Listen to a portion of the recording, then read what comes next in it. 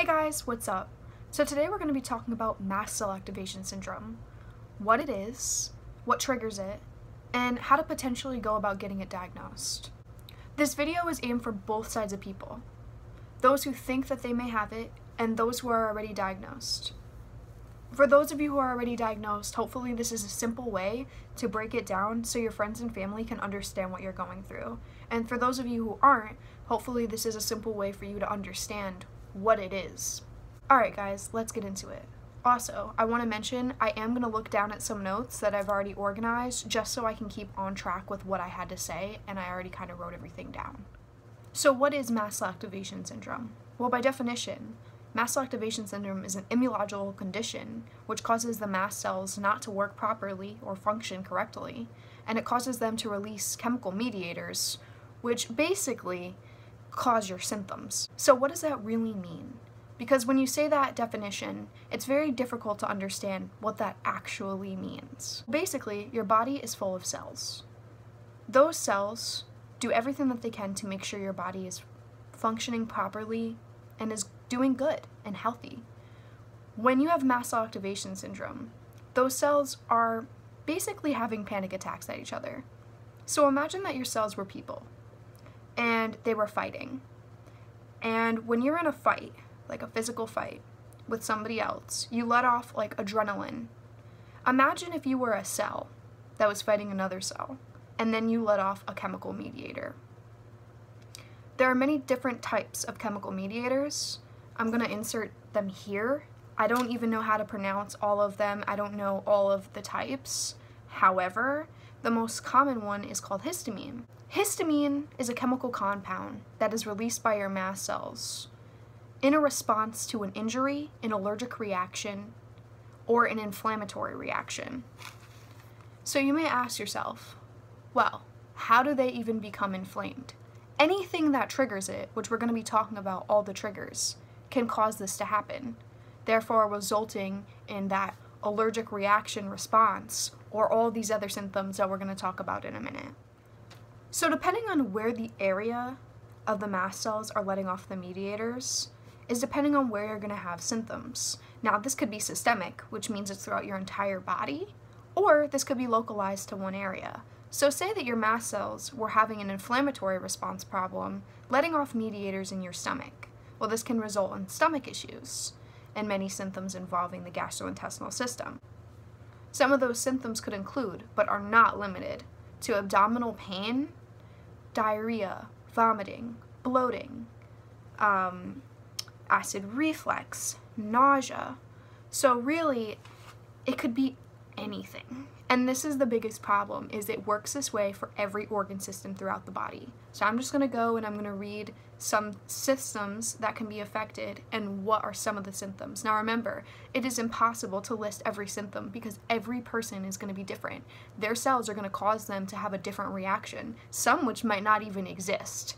And here is what causes a giant problem. So, neurologically, within your brain, inflammation or anything going on with your mast cells can cause a headache, you to feel brain fog, like you're kind of like in a dream-like state all the time, cognitive dysfunction, anxiety, and depression. So it can take a toll on you emotionally as well. Your ear, throat, and respiratory system can be affected with nasal congestion, throat swelling, wheezing, and shortness of breath. Any allergy response, you think of somebody who's allergic to something. Think of something common, like getting stung by a bee, and somebody's allergic. Well, what's going to happen? You're going to probably swell up, you're not going to be able to breathe. It's the same kind of concept. Your skeletal system is also affected. So your bones, your muscles, this can lead to osteoporosis or osteopenia. Now, for a lot of people, skin is one of the major things that are affected. It's not the only thing, but skin is really affected a lot. Flushing face. Your face gets red or even purple, and your face starts to flush out and get really hot and red. Your face, neck, and chest can all flush out. You could also have hives or skin rashes, or be incredibly itchy even without a rash. For me personally, I also flush out on my actual skin. So on my arms, like my shoulders, I will, if it's really bad. It affects your cardiovascular system. It's giving you lightheadedness, rapid heartbeat, low blood pressure, chest pain, high blood pressure, or basically blood pressure that can't stabilize, which is seen with a lot of POTS patients.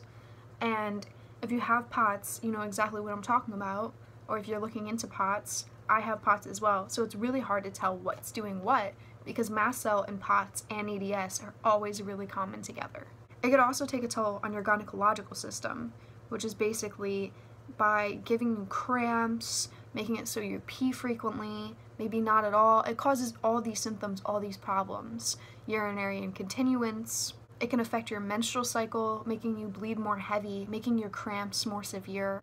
It can really give you urinary irritability. And lastly, the biggest symptom, which is the most concerning, is anaphylaxis, which is a life-threatening allergic reaction where you start to not be able to breathe and swell up and everything closes. So clearly, the symptoms of mast cell activation syndrome are no joke. You never know what's going to happen, and you never know when it's going to happen. And that's kind of the biggest scary thing about it, is you could wake up the next day and spray a perfume and go into anaphylaxis and not know why. That, you know, you could have sprayed that same perfume yesterday, but because the cells are just not working properly, there's no way to tell what's going to happen each time. So let's talk about what triggers these symptoms. All of these symptoms I just listed. What triggers them besides the inflammation? What causes the cells to not work properly? Why is it releasing those mediators? What is doing that? Your cells don't just do it on their own. Something has to cause those cells to release those mediators to then give you the symptoms. So now we get to talk about triggers, which are basically anything. And I think when I tell people that I know, oh yeah, it could literally be anything, they think, yeah, okay, or all right.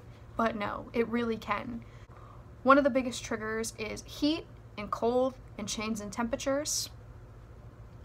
And stress, emotional, physical, stress involving pain, stress involving environmental changes. It could be a high pollen count that day. It could be raining.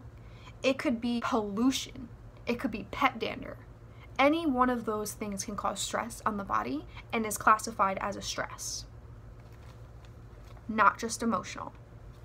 Exercise. Exercise is a huge trigger for mast cells to get them going. You're using parts of your body that are sensitive all over the place. Fatigue, even being too tired or feeling tired, can cause and set them off.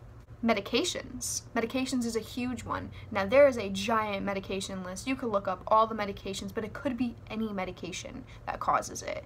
The most common are NSAIDs, like ibuprofen or opiates, anesthesia, contrast dye for MRIs, and antibiotics. Antibiotics are a huge one, and I know for me especially, I cannot take antibiotics.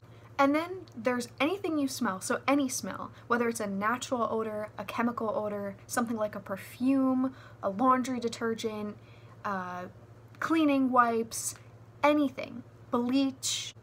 And then if you're bit by something, such as a bug, any insect, a jellyfish, a snake, anything that could bite you and lead to a venomous injection, that can cause you to also have an allergic reaction. I know for me personally, if I get bit by a simple mosquito, I'll insert pictures here of my mosquito bites and what they look like. And then an infection could do it. So if you have a viral bacteria infection and you're already sick, that can trigger it to come on as well. So can your period. Any menstrual cycle can do it.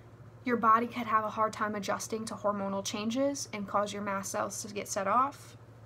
Any type of mechanical irritation, such as vibration or friction, can do it. And lastly, my favorite, sunlight, and actual lights. For me, fluorescent lighting is a no-go. I will get so sick in fluorescent lighting. I'll just not be able to breathe anymore. I'll feel like out of breath, like my heart rate will start pounding. I'll like start sweating. My face will turn red and then it will turn purple, and it's very scary. And there's nothing you can do about it because the fluorescent lighting is literally everywhere. So now that we understand what causes mast cell activation syndrome, what can trigger it, and what it is, let's talk about a diagnostic plan. Unfortunately, there are only 12 mast cell activation syndrome specialists in the country, according to mine. Sometimes if you find a doctor who's verified through Dysautonomia International, who is a POTS specialist, if you already have POTS, they can actually run a couple simple tests. However, it's not 100% guaranteed that it's going to come back. I'll be completely honest. My doctor did the same thing and it came back negative, and then I went to a mast cell doctor and it came back positive. There's more tests than they can run besides a basic blood test. And if you look things up online, you may come across that they do a bone marrow autopsy. That is not for mast cell activation syndrome. That is for mastocytosis, which is very similar, but there is a difference between the two. Mastocytosis, you are rapidly growing more cells, whereas mast cell activation syndrome, you remain the same number of cells, but they don't work properly. You can try to go to an allergist or immunologist and see if they have any knowledge about mast cell and they can run any tests if there's not one in your area. So essentially what they'll do is they will run a blood test and they will look at something called tryptase. Tryptase is something in your blood. It's an enzyme that shows the released histamine from your mast cells being hypersensitive.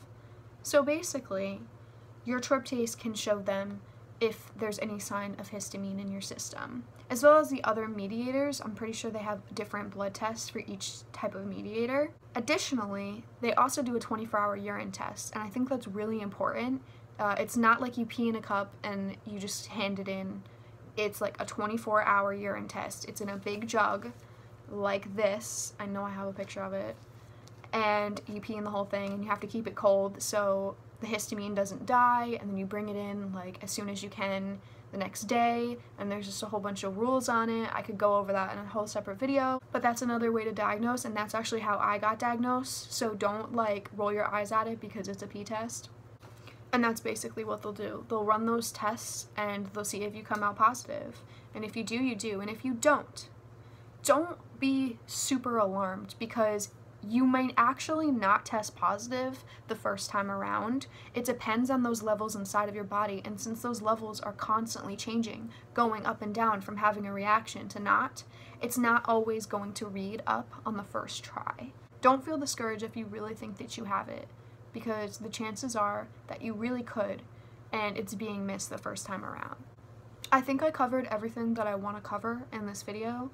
I will make a separate video eventually that shows how I deal with mine, how I'm affected by it, what are my symptoms, how I manage it, what medications am I on, what mast cell stabilizer have I been given, how I deal with it like environmentally being such a big thing, how I manage to still live a life, all that kind of stuff. It will be coming soon, so the way I treat it is going to be coming in a separate video. So if you want to see that, just let me know, and if anybody has any questions that I missed in this video, please let me know in the comments below and I will do my best to answer them.